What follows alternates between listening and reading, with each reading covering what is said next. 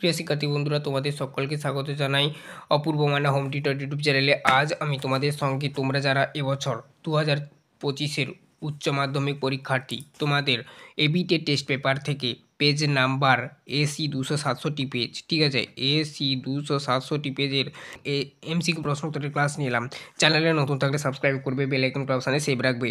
দেখো, ফার্স্ট প্রশ্ন কী বলা রয়েছে, অবয়ীয় গ্লাইকোজেনেসিস উৎপন্ন অন্তিম দ্রব্যটি হলো, এখানে অপশান এ করবে। এক দাগের প্রশ্নের উত্তর পাইরুভিক অ্যাসিড। তারপর দেখো নেক্সট প্রশ্ন, দু দাগের প্রশ্ন কি বলা রয়েছে, দেখো দু দাগের প্রশ্ন বলা রয়েছে সেটা হচ্ছে কি, সর্বাধিক প্রচলিতভাবে যে পদ্ধতির মাধ্যমে লিপিড থেকে শক্তি উৎপন্ন হয় সেটি হলো ফ্যাটি অ্যাসিড সংশ্লেষ। পরবর্তী প্রশ্ন দেখো, নেক্সট প্রশ্ন কি বলা রয়েছে, ইলেকট্রন পরিবহন শৃঙ্খলে স্থান করে মাইটোকন্ড্রিয়ার বহিস্থ ঝিল্লি। তিন দাগের প্রশ্নের উত্তর অপশান এ করবে। চার দাগের প্রশ্ন দেখো কি বলা রয়েছে, বিপাক ক্রিয়া সর্বাধিক প্রচলিত ফসফেট দাতা হলো, উত্তর হবে ডি, ইউটিপি। তারপরে প্রশ্ন দেখো, পাঁচ দাগের প্রশ্ন, খাদ্যে এইচডি এর অপর নাম হলো, এটা হবে হচ্ছে তোমার ক্যালোরিক ইফেক্ট। পরবর্তী প্রশ্ন, তাপমাত্রা 1 ডিগ্রি বৃদ্ধিতে BMR বৃদ্ধি পায়, মানে 6 দাগের প্রশ্ন আর কি, 10%। উত্তর করবে অপশান বি। 7 দাগের প্রশ্ন, 6-এর পর, নিকোটিন গ্রহণে BMR এর পরিমাণ বৃদ্ধি পায় 15%।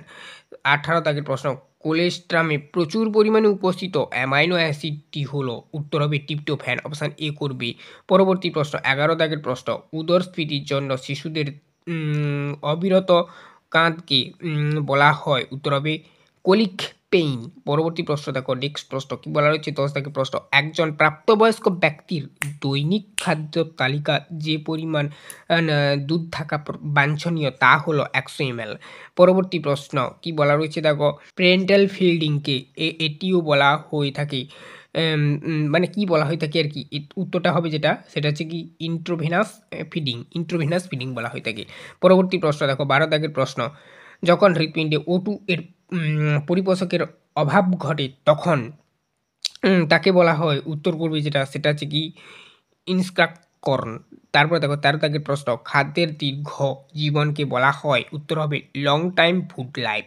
পরবর্তী প্রশ্ন, মানে 13-র পর 14 দাগের প্রশ্ন, খাদ্যের অণুজীবদের প্রবেশের বাধাদান করাকে বলা হয়, উত্তর হবে ডে ডিউরেশন, এটাই হবে, অপশান সি করবে। পরবর্তী প্রশ্ন দেখো কি বলা রয়েছে, 15 দাগের প্রশ্ন, কর্নিয়ার সান্দ্রতা হারানো বা নরম হওয়াকে বলা হয় নেত্রবর্ত আবরণী কলার শুষ্কতা, ঠিক আছে, শুষ্কতা, অপশান সি করবে।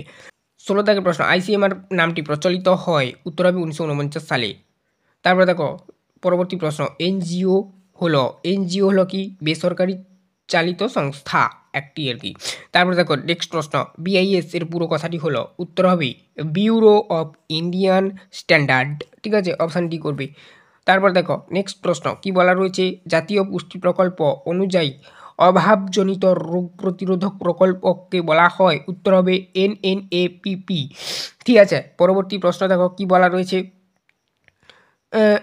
খুব সাধারণ ও জনপ্রিয় খাদ্য উৎপাদন তালিকা গঠন করে কোন সংস্থা, CFTRI নামক সংস্থা।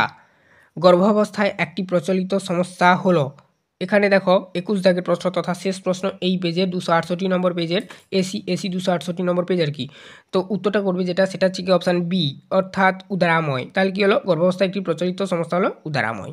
এই ছিল এই পেজের MCQ সলিউশন। চ্যানেলে নতুন থাকলে সাবস্ক্রাইব করবে, বেল আইকন অপশানে সেভ রাখবে।